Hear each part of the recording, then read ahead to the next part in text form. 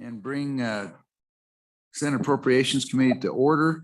You want to take the roll, please, Karen? Yes, sir. For March 2nd, 2022, Senator Guru. Here. Senator Hicks.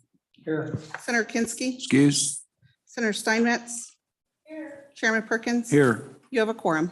Thank you. So first two bills for our consideration, House Bill or House Joint Resolution 5, House Joint Resolution 6. I've asked Ian to take us through those. We'll just go through them both. We'll take them in order, but might as well just on our quick run through, just to remind us what we're doing. We can just go ahead and talk about both of them since they're both so similar. So Ryan and Ian, welcome. So why don't you go ahead and run us through the bills? Mr. Chairman, thank you.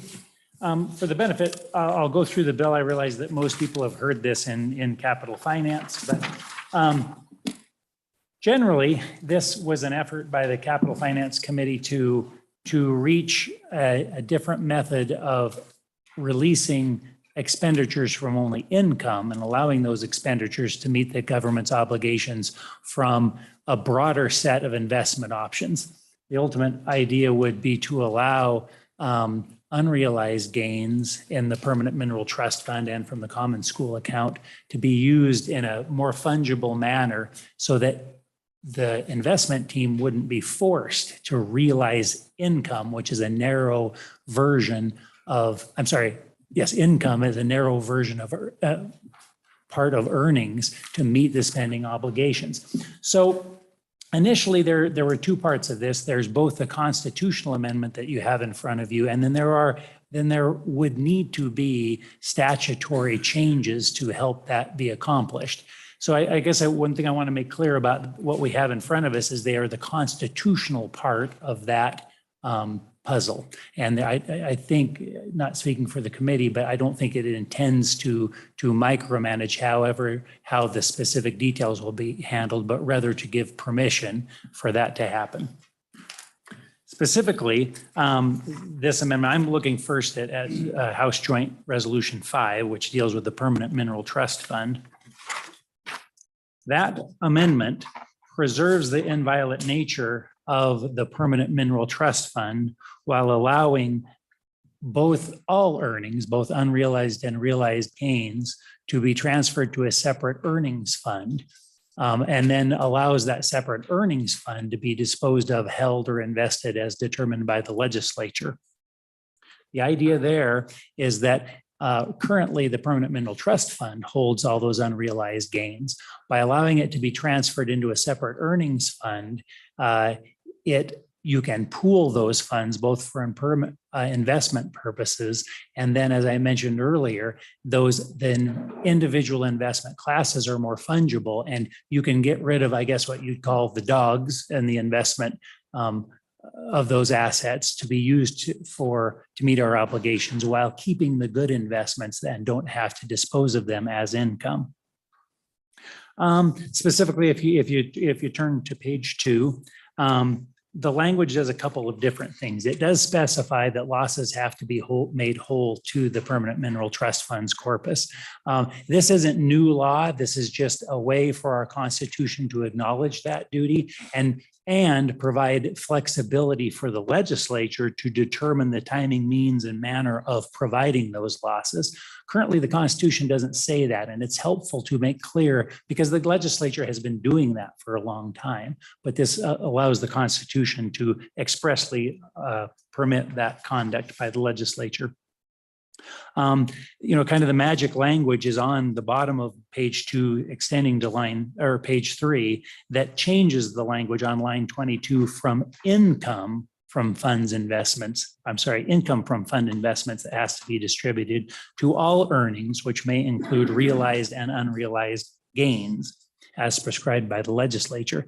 That's sort of the magical change right there, and probably the most important one that recognizes that it's earnings rather than the narrower class of income that can be distributed. Again, on line on page 3, lines 2 and 3, it talks about this creation of a separate earnings fund. That's intended to be a broad term. It could, the separate earnings fund could potentially be our current reserve accounts if we wanted it to be. Of course, that would take some statutory changes that will be contemplated if this amendment passes. But it's meant to be a broad term to just simply make clear that all of the earnings, both unrealized and realized, will be transferred to that separate earnings fund. Lines 3 and 4 on page 3 make clear that the separate earnings fund as a whole may be invested, held, or distributed as prescribed by the legislature. And then finally, at the bottom of the amendment, this preserves current law as well. It preserves the fact that the permanent fund itself can be loaned, providing loans for political subdivisions, but then it changes it similar to the beginning of the amendment to make sure that losses incurred by making those loans have to be made up. Currently, we already do that. So again, this isn't a change in law, but it makes clear that our loss reserve funds that we currently have for the loans we made are authorized by, they're both authorized by the Constitution, that they have to be used to make whole the permanent fund to the extent it incurs losses. So I think that's the 30,000 foot view of that amendment. And then if you want to do the same thing for us on 6, it's a little bit different, same concept, but it's a little bit different. If it's okay, I'll let Brian talk to that one. Sure. Yep, Mr. Chairman. So this is House Joint Resolution 6. Almost all of what Ian has said would apply here as well, except we're dealing with the common school account within the permanent land fund. So just jumping right into the resolution, page 2, line 10 is a change to Article 7, Section 2, and that's just a conforming amendment to move from the reference of income to earnings. Then moving on to page 3, the changes to Article 7, Section 6 are the heart of the change. So first on line 12 is another conforming change to earnings. And then that last sentence, so currently the Constitution provides that the legislature shall provide by law for the investment of those perpetual school funds subject to the following. And then this is all the new language that is very similar to what is in House Joint Resolution 5. So line 18 provides that earnings, which may include both realized and unrealized gains, must be deposited or credited in a separate earnings fund. Then moving on to page 4, earnings in that separate earnings fund may be invested or distributed as required by law. And then page 4, line 4, this is the loss language similar to the PMTF. The legislature would be required to prescribe by law the manner, means, and timing for supplying losses to the perpetual funds. The changes to Article 7, Section 7 on page 4, line 10, and then Article 7, Section 8, page 4, line 19 are just conforming changes to reference the term earnings. That's the same on page 5, line 9 for Article 7, Section 9. And then on page 6 is an amendment to Article 18, Section 6. Currently, if any portion of the interest or income of the perpetual school fund is not expended in a given year, it must become part of the perpetual fund. The change in language here would say that if any portion of the earnings are not expended during any year, that portion of earnings may be retained in either, it may be either retained in the separate earnings fund or become part of the perpetual fund as provided by law. With that, Mr. Chairman, I'll stand for questions. All right, thank you. Any questions for Ian or Brian on either bill? The committee? All right. Thanks so much. So what we'll do is first we're going to take up House Joint Resolution 5. If you've got, we'll go ahead and start comments on that. If you, we'll take up 5. If you want to go ahead and make your comments to 6, you may do that as well. So with that, Mr. Treasurer, welcome. Glad to have you. Do you have any comments for us?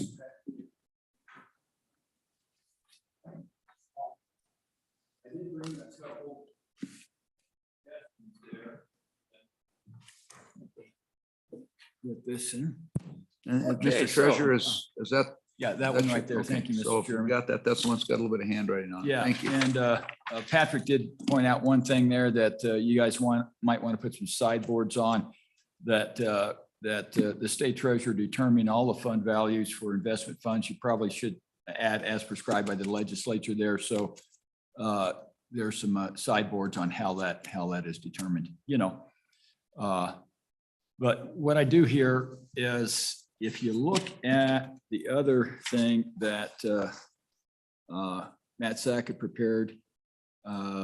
It's this chart that says Permanent Mineral Trust Fund, total market value on top. And essentially what I'm trying to do is get away from putting in the Constitution the unrealized and realized capital gains. I think there's a problem there because you can't actually spend unrealized capital gains until you realize them. And then I have a question is whether or not we're still constricted to just what would be the converted value of the realized capital gains, because we really, I don't believe, address the value, the cost value associated with that asset. And so what I do here is that I reassert that the market value of the corpus is inviolate. And then I say the assets representing the market value that exceeds the corpus within the fund. So you don't necessarily have two separate funds. You have the Permanent Mineral Trust Fund. You got the market value of the corpus, and you got the market value of everything over that. But I make it clear that you can sell the assets. So you can't actually sell the losing or the winning asset, but you either get those, you either realize those earnings or losses, and you get the whole value of everything down to zero that you can actually put into to provide earnings. And then I say the earnings for a spending policy, investment expenses, and corpus contributions as set forth in this article. So you determine that later on in the article, but those are the things that you can sell that is in the asset value in excess of the corpus market value. So, and I think this is really clear. I think people can actually understand it. It does exactly what Josh has said in his presentations. And I think you have those presentations that starts with $100 of stock and $50 of the stock goes down and $50 of the stock goes up, and you sell a small percentage and you're left with about 114 total dollars. I think you've all seen that presentation by Josh, but this I think represents really simply how that would work. And so it takes out of a lot of the language that you have in there and get to a copy of what I've got on the amendment. It would delete everything down to wouldn't say anything about the same manner of the permanent fund or any of those things, but would go down to the area that says the earnings basically would go into the general fund in an amount not to exceed 5%. That's where the permanent or where that and I don't know what language you guys have at this point in time that might say 5% or determined by the legislature, or however we're going to do it. But essentially all those earnings would go into actually providing money for these three separate aspects, which is spending policy, investment expenses, and corpus contributions. Okay, thank you. Yeah, Appreciate it. Fun. Any questions for the treasurer? Thank you, Mr. Treasurer. Appreciate your time and your attention to this. There is one other part of it there that you guys should look at, and this goes to Josh's summary here. And what he says is, in summary, the most important outcome is an appropriate long-term asset allocation strategy and sustainable spending policy working in concert to provide for current and future generations. So the first sentence says, shall be invested by the state treasurer not exceeding a portfolio level of risk as prescribed by the legislature. That's essentially how we do it now, with the exception that this language would actually provide for an appropriate long-term asset allocation strategy, because it would limit the ability essentially of the executive branch or the legislative branch from determining a what I consider a non-appropriate or rogue type asset allocation strategy that doesn't go through the IFC, doesn't go through those appropriate ways, and addresses the market value considerations that we do on an annual basis through both the IFC and the SLIB board. Because when you have the power of the legislature to essentially tell us we're going to buy 1,000 shares of pick a stock, and that's essentially, I think, is what power you actually have today. I might be mischaracterizing the scope of your power, but I think that unintended consequences can happen when you go outside a professionally managed asset allocation strategy. And so that's why that first line is there. Okay. Thank you. Anything else, Mr. Treasurer? A lot of other things that as you go through, you know, I hope that you guys do put a asset or a spending policy in the Constitution, because I myself in the PMTF with the reserve fund, you're looking at a $2 billion fund that without any constitutional restrictions could be spent in the same way that the LSRA is spent. And that would be by a 50% vote of the legislature. And even if it's at a 2/3 vote of the legislature, that I'd be a lot more comfortable with the success of this on the ballot if it was actually locked in the Constitution and the people knew that there was an aspect of intergenerational equity, and there was an aspect of knowing that they were going to get a good, firm, sustainable, and adequate amount of money from the PMTF and the other funds. Okay, thank you. Anything else, Mr. Treasurer? Just the mechanism to go back and inflation proof the funds at a 7 times. That's been done by other states.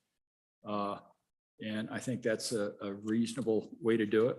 And the other thing, as far as the area of sustainable, appropriate long-term asset allocation strategy, is in the area of encumbering, guaranteeing loans, automatic statutory appropriations, earmarks, or any other use of the separate earnings fund assets other than those authorized by this section. And I think that would be, you would probably say, if you adopt the tenets of this First Amendment as far as earnings, it would probably say rather than separate earnings fund, it would be earnings derived from asset conversion or assets sold in excess of the value of the corpus. And I think that's really, really important, Mr. Chairman, because you need that long-term asset allocation strategy. If you have a situations where the legislature by a 50% plus one vote of both houses can interrupt the flow and of the amount of money that is in a long-term asset allocation strategy, and derive it for any other purpose, if there isn't some constraint on that, then Patrick can't do his job. He can't look at it and do a rebalance, understanding that at a drop of the hat, he may have to convert long-term assets into short-term assets so we can make readily available cash available for whatever circumstance. It essentially would take a great percentage possibly of both funds in education and in the PMTF and say, these circumstances are more important than education. These circumstances are more important than the aspects of what general fund funds can be used for through the appropriation process. And so when those funds are taken out of that basket for the IFC, Patrick, and the SLIB board to actually manage on a long-term basis, then you have a lower total long-term return. Guaranteed, you'll have a lower total long-term return. And I think we all want a the highest total long-term return that we can get. And what you have to do is protect the assets and that in that asset allocation from interference, from ups and downs that have nothing to do with the market, that interfere with the good job these guys are doing in investing. Okay, thank you. Appreciate your time today, Mr. Treasurer. Are there any other agencies or other individuals that wish to speak on this bill? Okay, thank you. Is there anyone else to speak on either House Joint Resolution 5 or House Joint Resolution 6? Anyone else to speak on House Joint Resolution 5 or House Joint Resolution 6? There be none. Is there anybody in the room, Karen? No, sir, there's no one on All this. right, we'll go ahead and close off public comment on House Joint Resolution 5 and House Joint Resolution 6. Members, with respect to House Joint Resolution 5, what's your pleasure? Move the bill. Bill's been moved. Is there a second? Been moved and seconded. Discussion or amendments? Senator Hicks, you have something for us? No, I distributed a draft amendment, and I think it's some of the treasurer's points. So if you go to page 3. I think you've got some, I think that we've got a couple of enrolled. I think there's enrolled copies of, do you have your, everybody's got, you've got enrolled copies. They've actually taken your amendment. There's another, there's just find one that's been, the amendment's been enrolled into. Oh, it's already in there? I don't have it. Let me give you this one. I'll share, we'll share over here. I think that does it. So the amendment's already been. I think so. Just open that up and make sure. Let me make sure. Yep, there it is. I think. Yeah, Turn the page. turn the page one more, you'll see the yellow. There you go. Is that helpful? Yeah, it's already there, Mr. Chairman. There you go. So go ahead, Senator Hicks. Well, Mr. Chairman, the only thing that the amendment does is number 1 requires 2/3 vote of both houses of the legislature to change any of the distribution formulas, particularly spending policies. And then the other thing it does is it prohibits the legislature from putting any, issuing any loans, bonds, or any other guarantees or encumbrances on the separate earnings funds. Mr. Chairman, that's what the amendment does. Just a quick question, and I appreciate, first of all, is there anybody have any questions for Senator Hicks on his amendment? I do have one question, and it's just a stylistic issue. If you look in the enrolled version, which is on line 7, and on the proposed regulation, if you go, it's line 4, but we have guarantees that encumber the fund. And when we talk about the fund here, I guess in this sense, we're only talking about the earnings fund. So when we refer to the fund, and that's really a question for staff. Are we clear that since the only fund we've been talking about in this sentence is the earnings fund, this is applicable only to the earnings fund? Chairman, yes. And for 2 reasons. First of all, that's the separate earnings fund is the only fund addressed in that sentence. And we otherwise always refer to the other one as the permanent fund in capital, and it's capitalized. So it's clear which fund we're speaking of. So we have the permanent fund and the earnings fund. Correct. And that's the distinguished. This would only apply to the earnings fund, Mr. Right. Chairman. Okay. And then it takes to change the distribution percentage, that takes the 2/3 vote, just like you said, of both houses voting separately. Whether it changes up or down, and that's it. That's all it does to the bills that exist. Okay. Is there any other questions on this? And let's go ahead and move your amendment if you would. I don't think we've done Mr. that. Chairman, I would move the amendment to page 3, line 5, and page 4, line 10. There's a second? Second. Moved and seconded. Is there further discussion about this?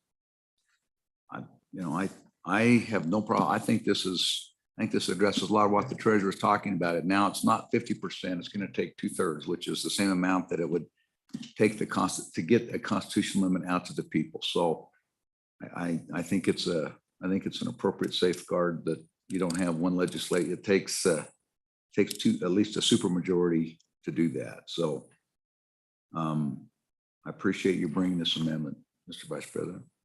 Any other discussion? All right, all those in favor of the motion say aye. Aye. Those opposed, no. Motion carries. Any other discussion or amendments on House Joint Resolution 5?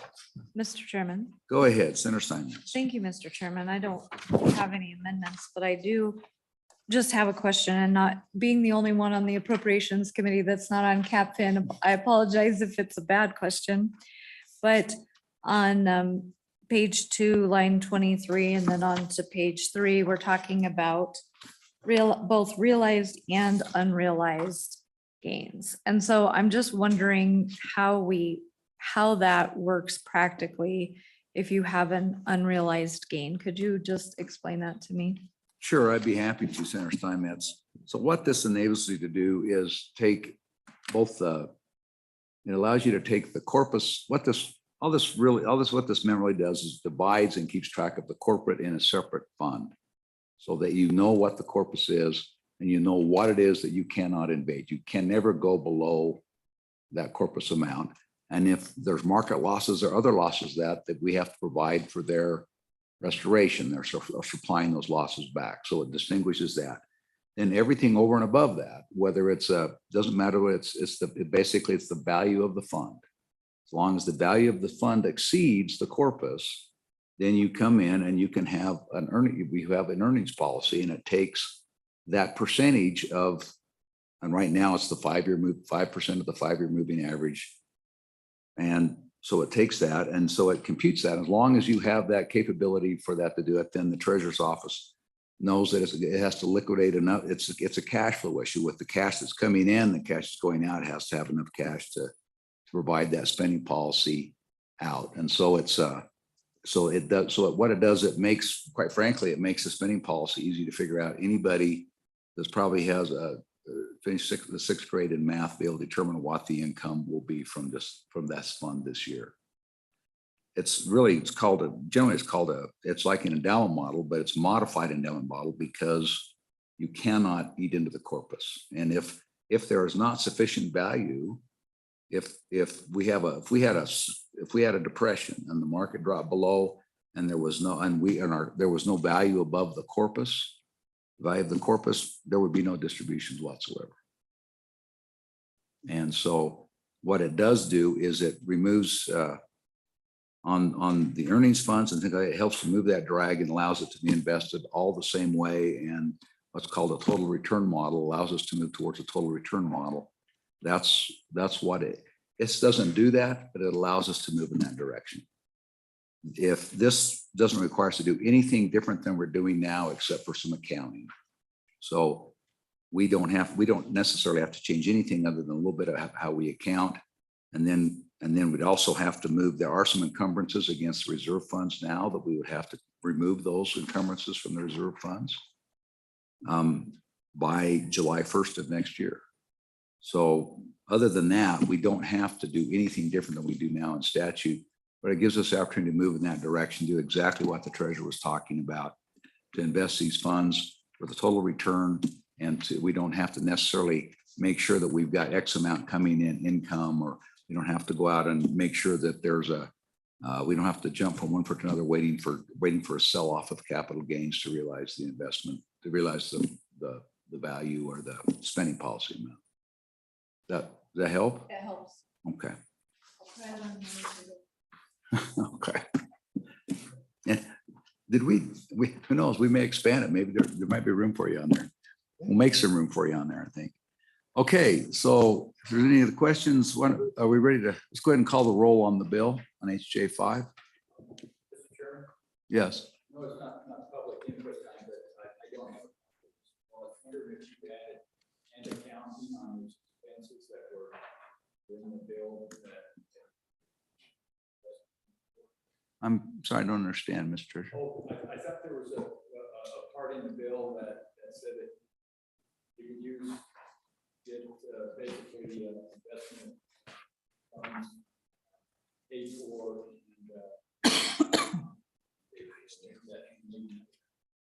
No, I don't think that's in this bill. This is just the amendment. Sure, absolutely. Sure. Okay, so let's go ahead and call the roll on HJ 5. Yes, sir. On HJ5 as amended, Senator Guru. Senator Hicks. Aye. Senator Kinsky, left and proxy I vote. Senator Steinmetz. Aye. Chairman Perkins, Aye. 5 aye. Okay, let's, thank you. And I guess I'll take this one on the floor with your help, Mr. Vice President. I'll try to back you up. I appreciate Mr. Chairman, that's pretty light duty to back you up. it. so. I know about that. So now we'll go ahead and committee, what's your pleasure with respect to HJ6? Second. Got a motion and a second. Session on the bill. I think Mr.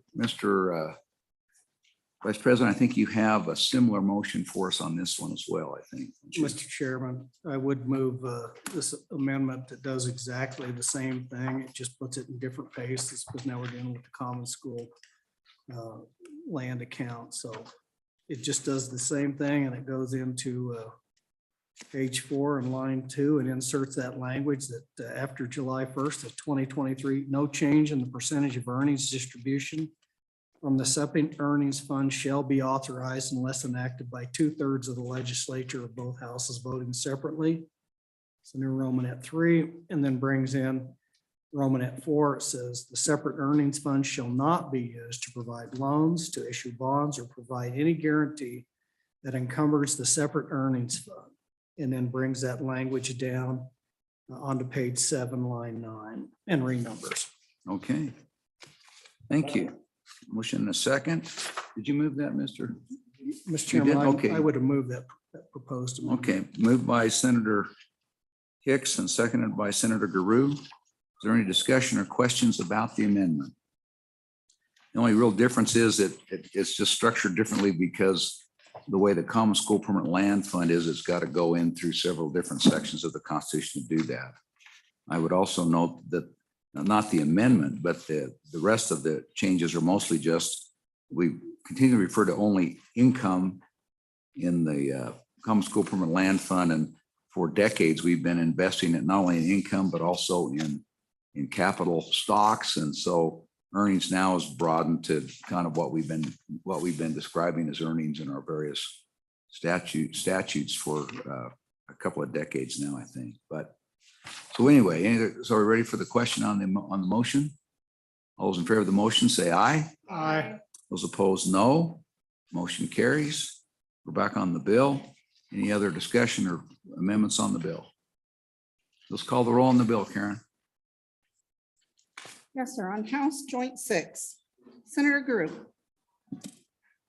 Aye. Thank you. Senator Hicks. Aye. Senator Kinsky, left a proxy I vote. Senator Steinmetz. Aye. Chairman Perkins, Aye. 5 aye as amended. All right, thank you. So I think the next thing that's on our agenda, we've got a couple of re-referrals. Our first one is, thank you, Mr. Treasurer. Look forward to working with this. We've got a lot of work to do if this passes.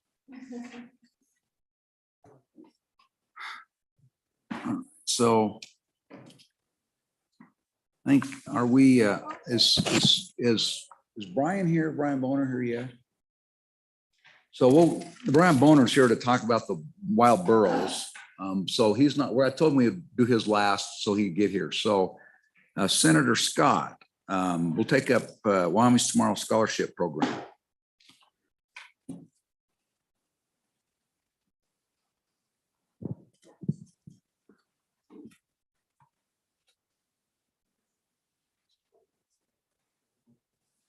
Mr. Chairman, House Bill 31, Wyoming Scholarship, Tomorrow Scholarship Program.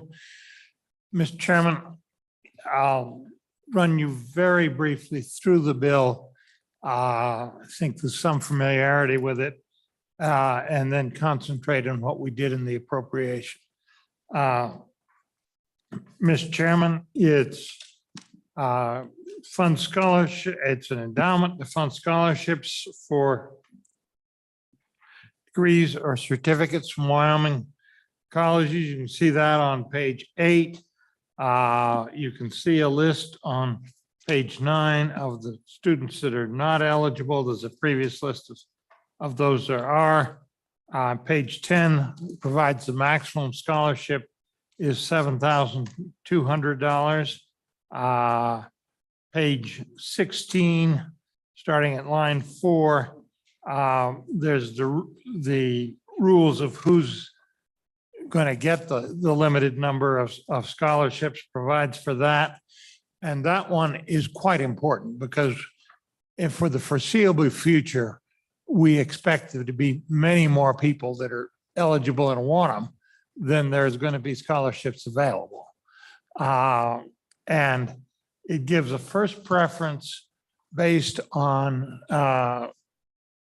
areas where there's workforce shortages and economic development needs.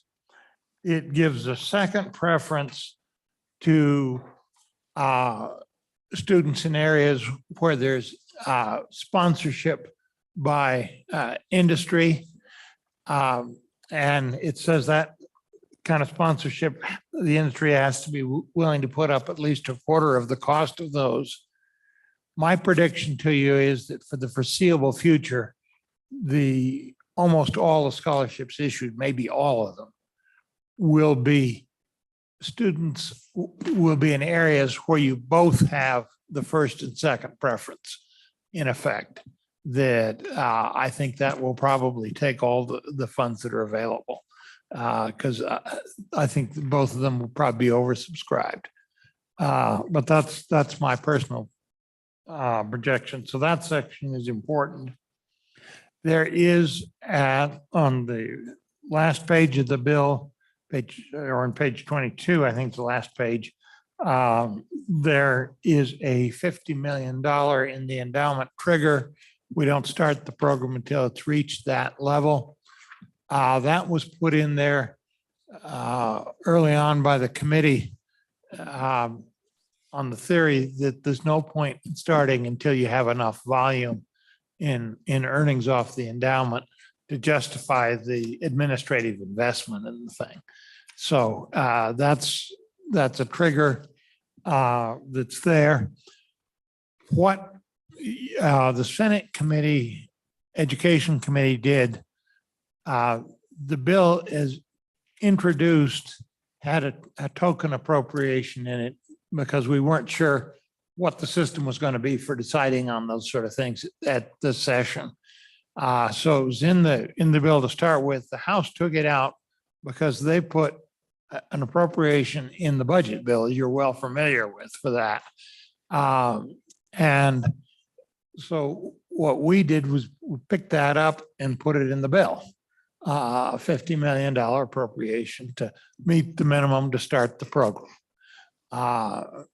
And we had a lot of testimony in the Senate Education Committee from particularly various business groups that see a desperate need for more training, and more training both for economic development purposes and just to meet the needs of what our existing businesses have in today's economy.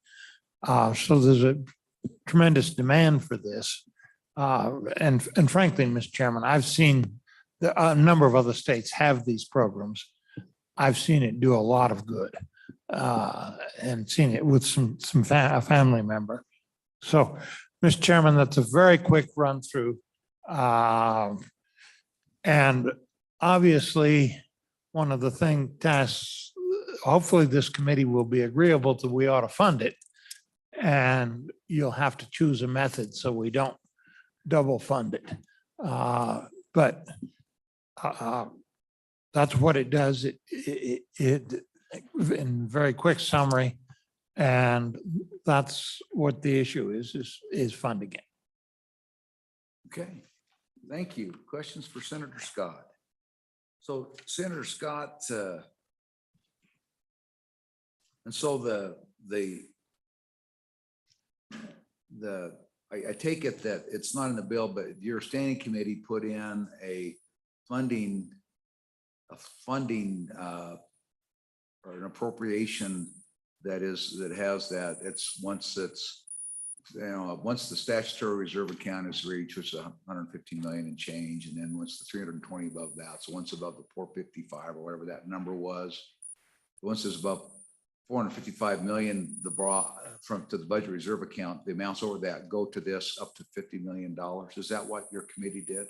I think we just put in a straight Just put a- appropriation of $50 million out of the LISRA account. And the point in going there was that's where the money was. So that's the new general fund. Right. So And that so- was the proposal. Okay, and then, so when we got on page 14 of the bill, that's where you're holding it back. So where it says, if the market value of the Wyoming Scholarship, Tomorrow Scholarship Fund has once exceeded $50 million and funds are available with the expenditure account, that's when it starts. So until there's 50 million in and those earnings start to go into that account, there's no scholarships that are paid until that occurs. Is that what I understand? That's right. We don't Okay. start until we've got 50 million in the endowment account. So- Once we've passed it, then, and are started, then it makes sense to continue. But until you reach the 50 million, Right. you spend too much of your money on administrative costs. Is it a fair characterization to say that this is like a Hathaway for a non-traditional student? That's a fair way, and that's the way a number of other states have done it. It is really, and it is really like a Hathaway, except that Hathaway is much more of actually an entitlement, which this is not. This is aimed at meeting needs that the state really has, as well as taking care of the students. Both education and as well as retraining. It doesn't have to be, does it have to be a degree program or can be a certificate It program? can be on page 8, you'll see that a certificate program qualifies to. It does need to be with the Wyoming Institution of Higher Education. So you get the constitutional protections for the endowment. So Charlie Scott's truck driving school may not qualify, but. That's right. The You- community colleges would. You have to, and so this is one, particularly it's aimed at the mission of the community colleges. And university will, I think, benefit from it too, but it's primarily aimed at the mission of the community college. And probably, if anything, you'd probably do a swather driving school and skunk evasion. All right, thanks. Any other questions for Senator Scott? Go ahead, Senator. Thank you. There it is. So Senator, I just want to make sure I got it right. You talk about the 50 million and how that triggers on page 14, and you talked again about it on page 22.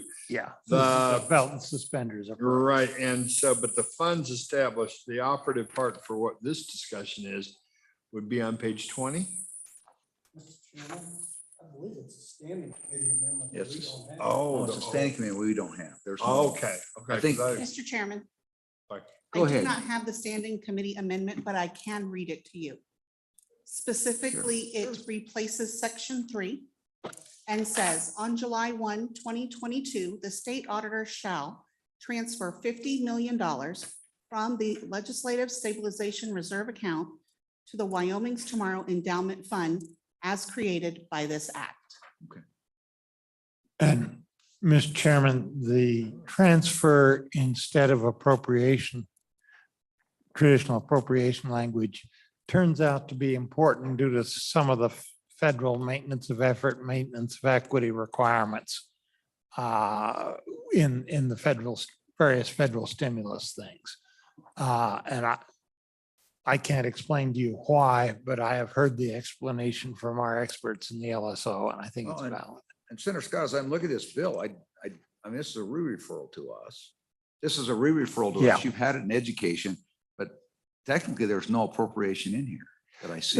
That's right, but that transfer is virtually the same as an appropriation, Mr. Chairman. So Right, so I thought it was very appropriate to get it re-referred to deal with that. so we appreciate that and appreciate the heads up. And so, but we really don't have anything before us that we can take action on today as your committee, because this is, as the re-referring, the only thing we can really deal with is the appropriation, and the appropriation's not in the bill yet. If you were to choose to view that 50 million transfer as an appropriation, I wouldn't argue with you.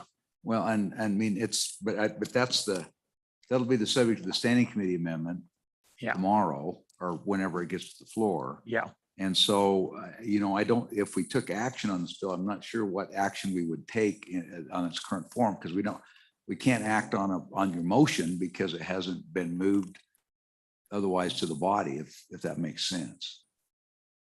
So there's no appropriation for us to review today. Well, but you can review the appropriation in the standing committee Right. amendment. So I get that. But I don't know that we've ever taken action on a standing committee amendment out of the initiating committee. Doesn't mean we're not going to fight it. Okay, that's however you choose to do it. Yeah, but I'll open that up if any of the members of the committee feel differently. That's kind of what my Mr. thought. Chairman, I can remember a couple of years ago where we had a judiciary committee, that was the same thing, and the judiciary had $1.8 million appropriation for a juvenile justice deferral program. Bill did come back to the committee and we did address that. So, Okay. I think it's up to the discretion of the chairman. Well, okay. But- Well, so- that's okay. We'll take some public comment and then we'll see what the committee wants to do. Okay. Or if that's acceptable to the members of the committee. Yeah, what do our rules say on that? But I know in the past, this committee Okay. has. Thanks for reminding me. I don't always get it right. All right. All right. If there's nothing else, Senator Scott, thank you for your explanation. Well, is there any other senators or anybody from the executive here on this bill? Anybody else on this bill? We'll open up for public comment. So please come forward. Good afternoon, Aaron.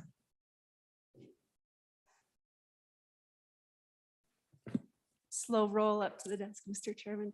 Hi, Mr. Chairman, members of the committee. My name is Erin Taylor. I'm the Executive Director of the Wyoming Association of Community College Trustees.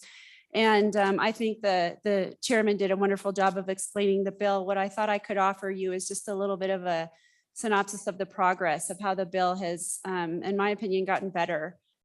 Few years worth of work, certainly. This is going on year 3 now. The Joint Committee did work on this bill. Your good colleagues across the building put in some significant improvements that really had an emphasis on workforce in industry. And that's what you heard from Chairman Scott, is the fact that we have a long list of industry supporters who are behind this because a trained and skilled workforce is their primary need right now.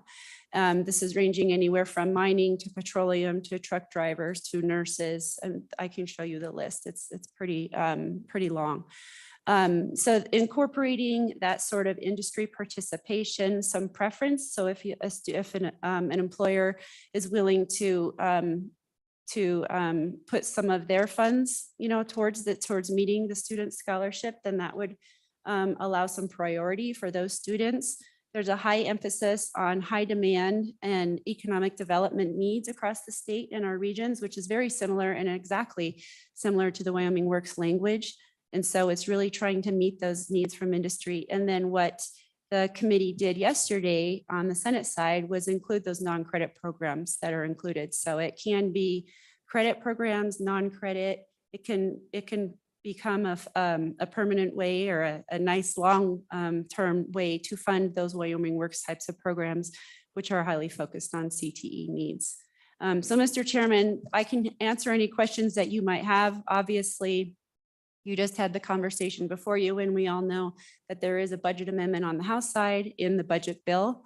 So that could provide an option as well.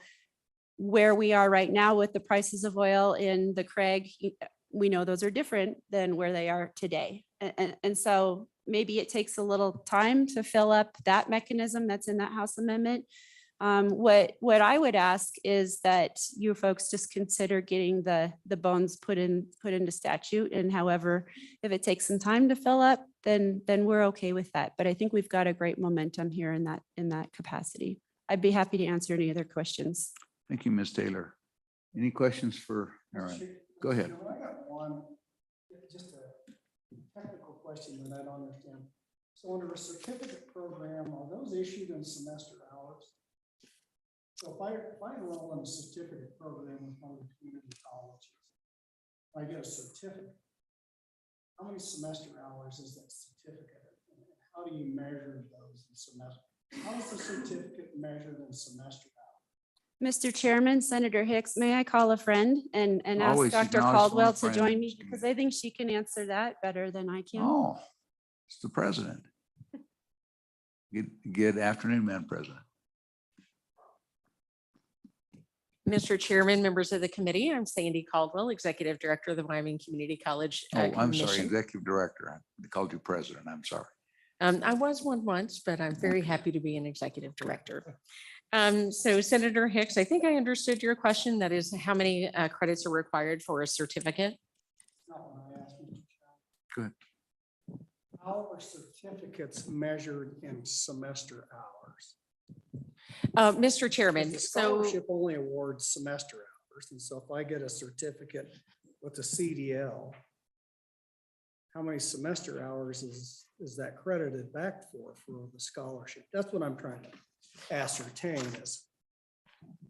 Make It's sure you it's a don't have- current, it's a currency exchange, Mr. Chairman. I'm trying to figure out what the exchange rate is here. Mr. Chairman, Senator Hicks, there's actually a section on that in the definition, so it does help clarify that.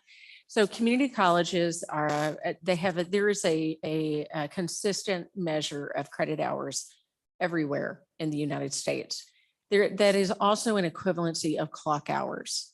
So there is an equivalency of taking a clock hour and turning that into a credit hour and what that equivalency is. For example, Eastern Wyoming College does have a cosmetology program that is required to be in clock hours, and that is converted to credit hours.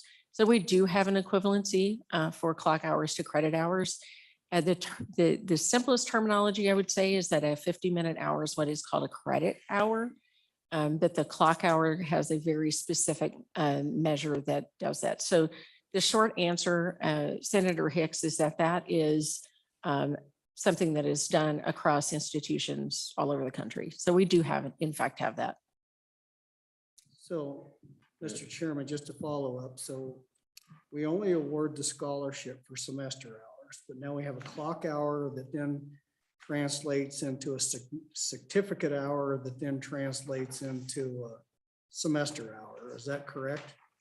Mr. Chairman and Senator Hicks, yes, we do have the ability to make that equivalency at the institutions. I'm looking for that. So on page 3, line 21, it does have semester hour means each semester hour or clock hour as defined by commission rule attempted for credit hour toward a credit degree or certificate. So, Mr. Chairman, and just to follow up, I'm just trying to understand, and maybe I could save my question, but so if I got a CDL certificate, how many semester hours is that? Mr. Chairman, Senator Hicks, I believe that's a 4 credit hour. I'd have to go back and look at the actual one. Western has them for credit. A couple other colleges have it for credit and some have it for non-credit as they're building that into a credit program. Mr. Chairman, I'll talk to the bill sponsor about some of that, but I have another question. So given where we're at financially, this would be a question specifically to community colleges. If we were so inclined to put $50 million someplace or do the funding mechanism that we have now, specifically from the perspective of the community colleges, would be better to put this into community college endowment fund or direct distributions back to the community colleges versus a circular method back through some type of scholarship program? Because here's the dilemma that we have is finite resource. So what would be your preference? So, Mr. Chairman, Senator Hicks, this is how I would answer that question. Because some of the other concepts that you just brought up of an endowment or direct funding for the community colleges goes to things like the programming that the colleges stand up. This bill is specific for scholarships for those working adults. None of this money in this bill or the concepts in this bill would go to money to the community colleges. And I think you are clear on that. Absolutely. I'm clear on it. Yeah. Given our limited resources, what would be the preference of the community colleges? Well, Mr. Chairman, I will tell you that we are pleased with what's in the mirror amendment in the budget for the increase of 7.5 to the community colleges. There is a little bump in and appreciated in employee compensation for the community colleges, which is a significant concern that you heard leading up into this legislative session. We will be having an interim conversation with folks submitting tomorrow to talk about, that sustainability effort towards the community colleges. But we're very grateful for Thank what you, Aaron. I we've can see you're received. not going to answer my question, so we'll move on. Okay. Any other fun?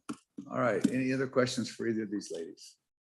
Thank you very much for your time today. Is there anybody else wish to speak on public comment on House Bill 31? Any other comment on House Bill 31?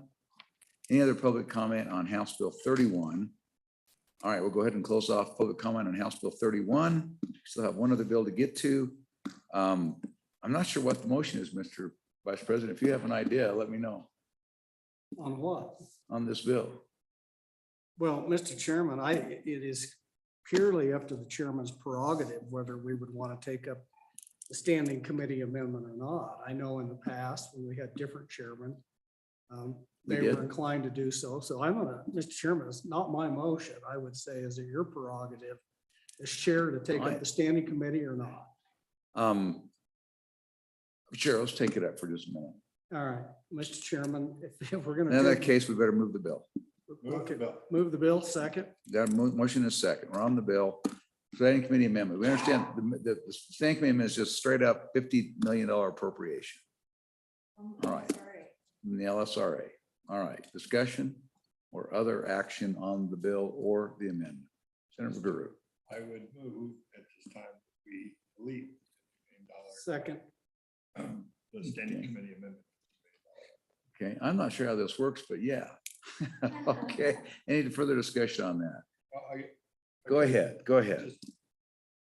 Just to kind of follow it out, when we talked about this, we've got the 7.5 million that's in the budget bill, and we're gonna be talking about that. It seems to me it would be best to dispose of that question, which we'll be getting to later on.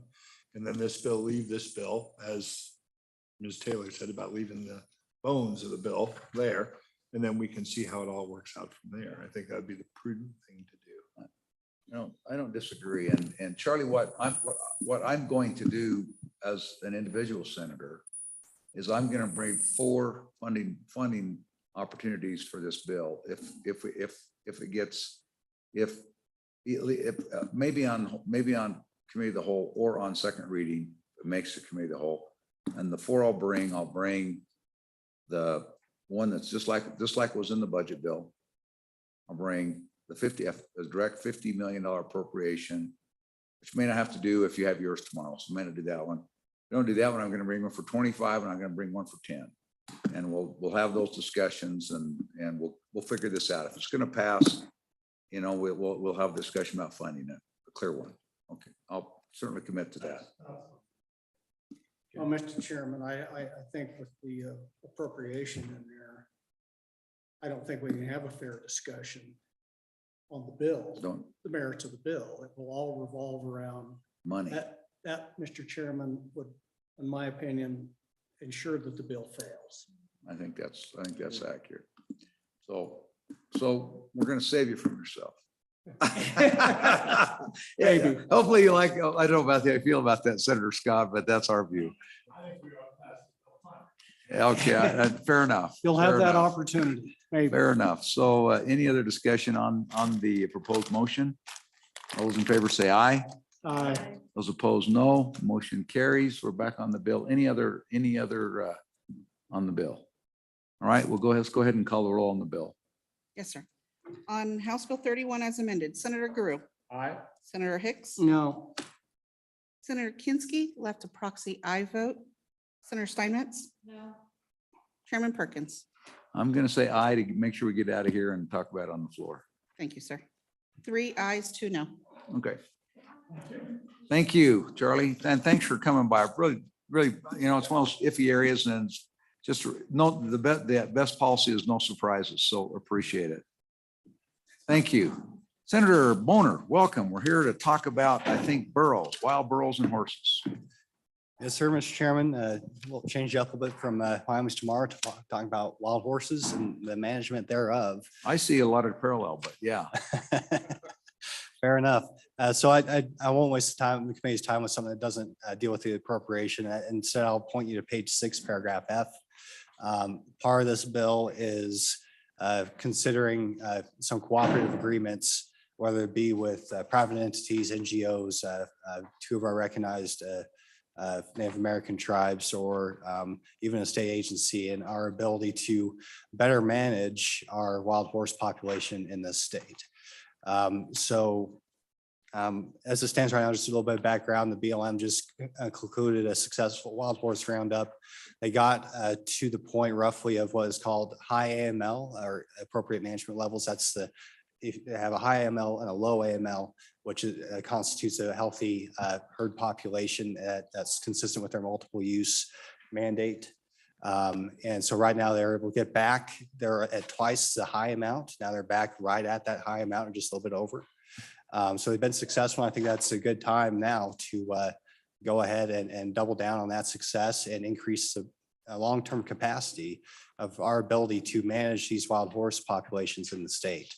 And so that's what basically paragraph F does. It authorizes the governor to go out and enter these cooperative agreements. And you see a few of those, called out, those methods, where it'd be increasing, maybe building some facilities for adoptions, one-time expenditure, but long-term positive effect, permanent fertility control.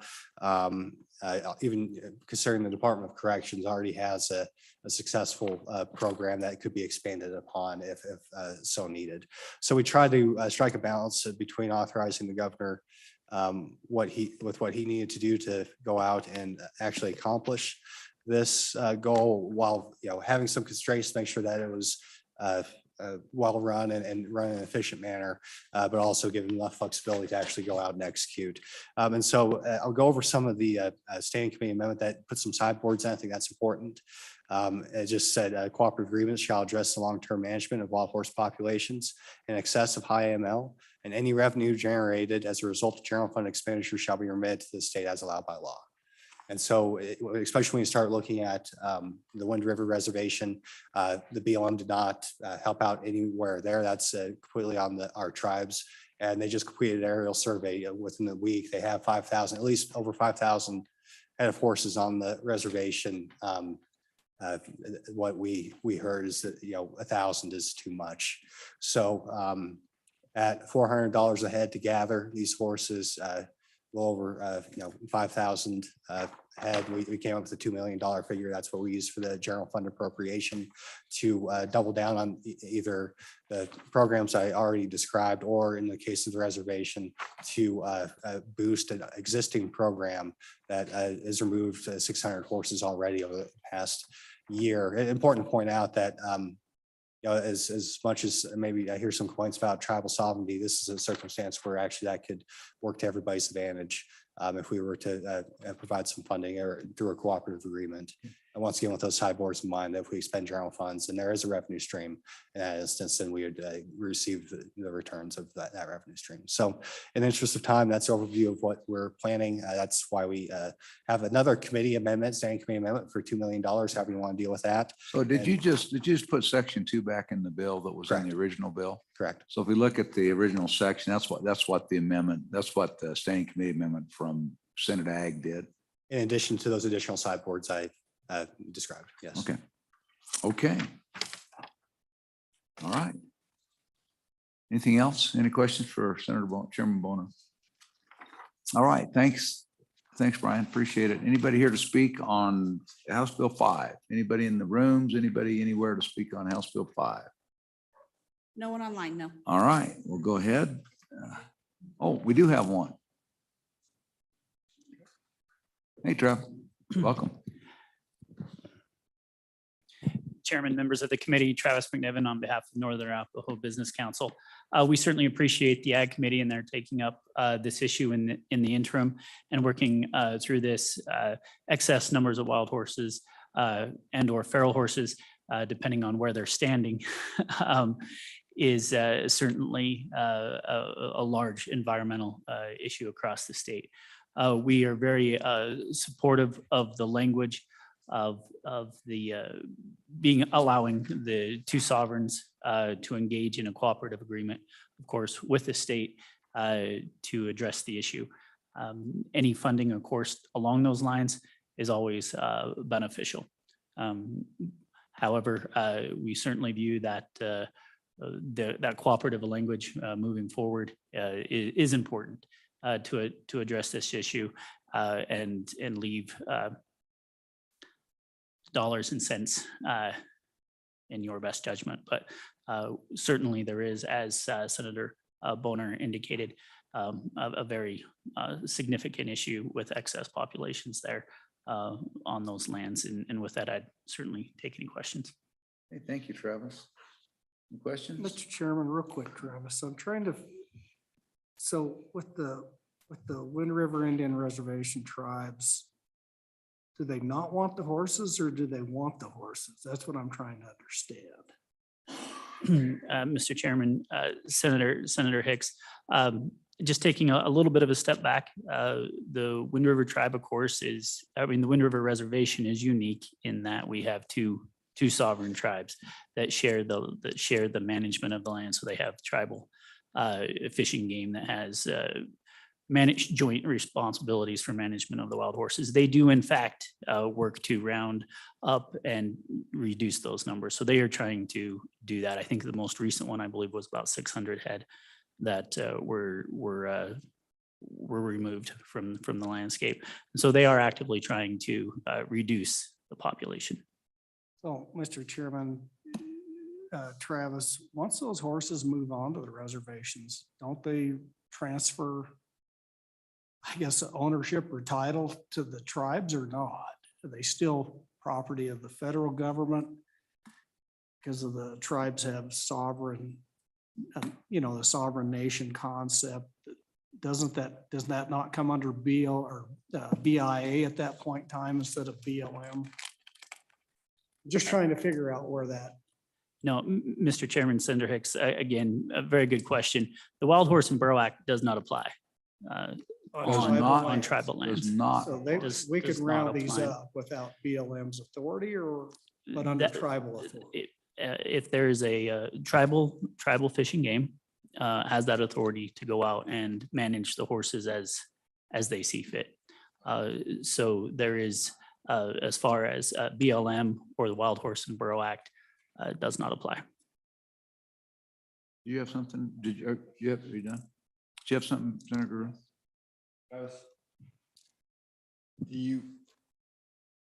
You represent the Northern Arapahoe Tribal Council in this matter.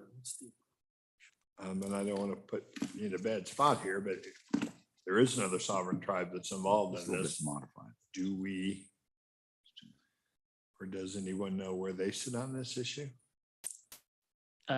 Chairman, Senator Drew, you are correct. I rent Northern Arapahoe. The landmass is shared and government, the management of wildlife and other natural resources is also shared.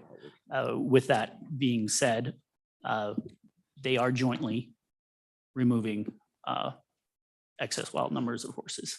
Okay, so, and now I see Senator Boner's back here at the table. It's like, yeah, Mr. That's because he heard us mumbling in his name.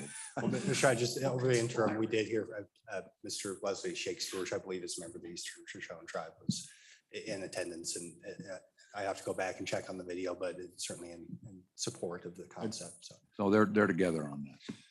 Yeah, I've just been down a couple of these roads before, Mr. Chairman. I just wanted to make sure I had it straight. Thank you So, very and much. so a couple questions, Brian, while you're there, and Travis, you may want to wade in this too. I've got a couple questions. One is it's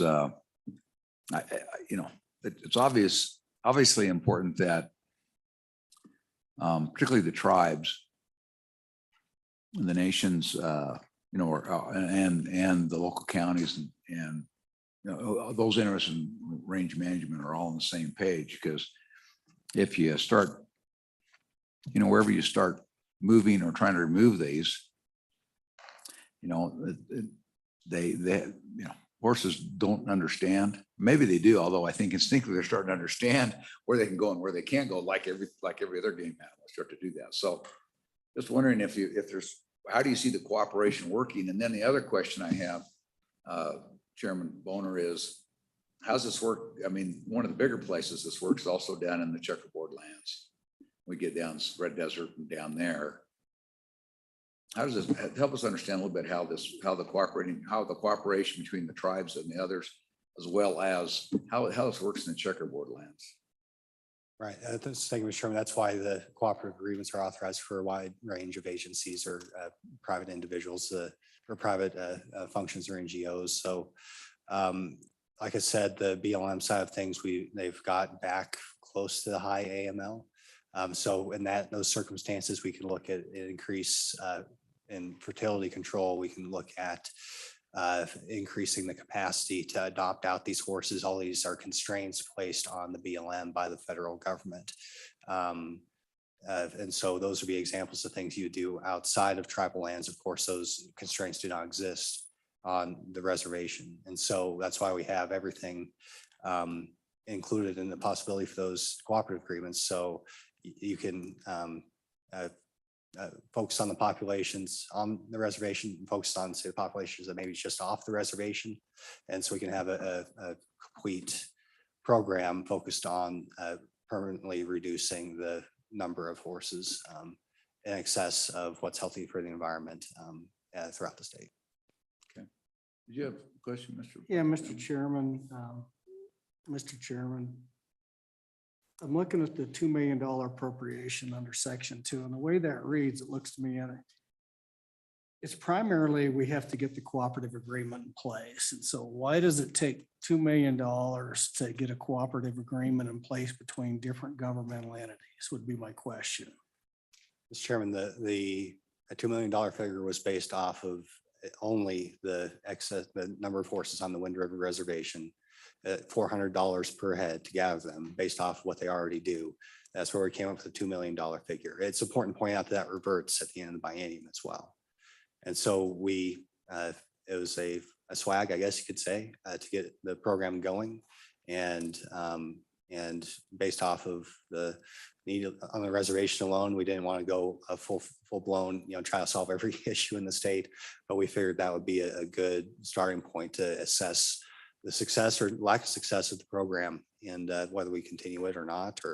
But once again, this was put together in August into October when we were talking about all the one-time appropriations of funds. We thought this would be a good one-time use of funds to permanently increase the capacity of the state of Wyoming to help manage these wild horses.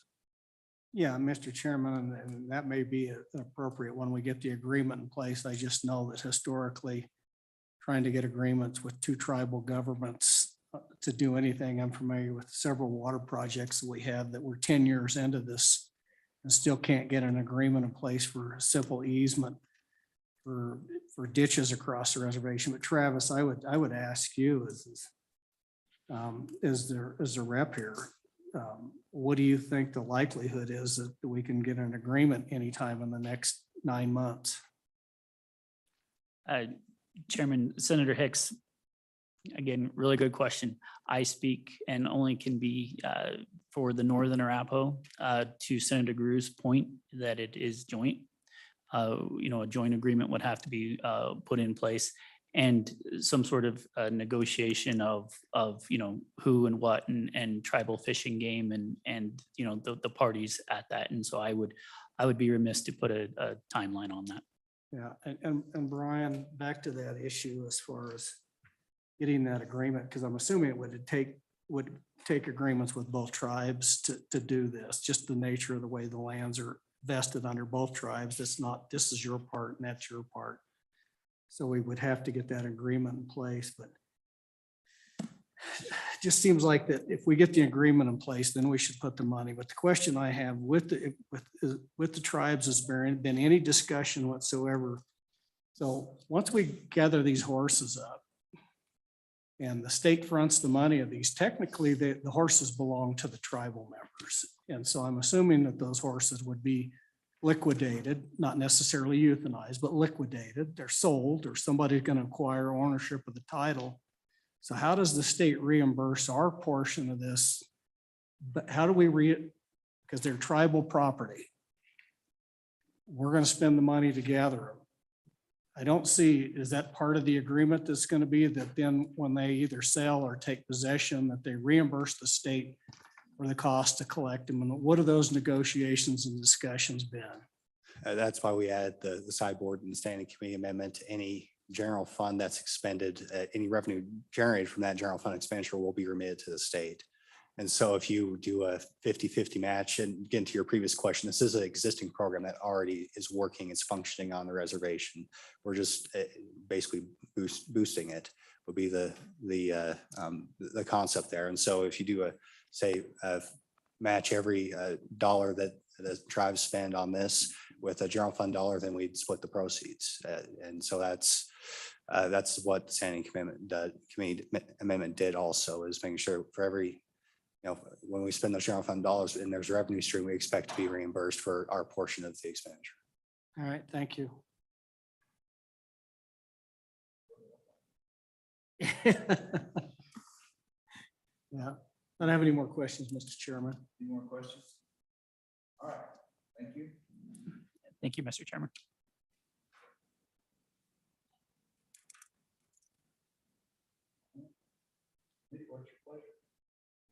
Well, Mr. Chairman, I do think this is a worthwhile effort as somebody that's got more wild horses in their district than anybody in the state of Wyoming.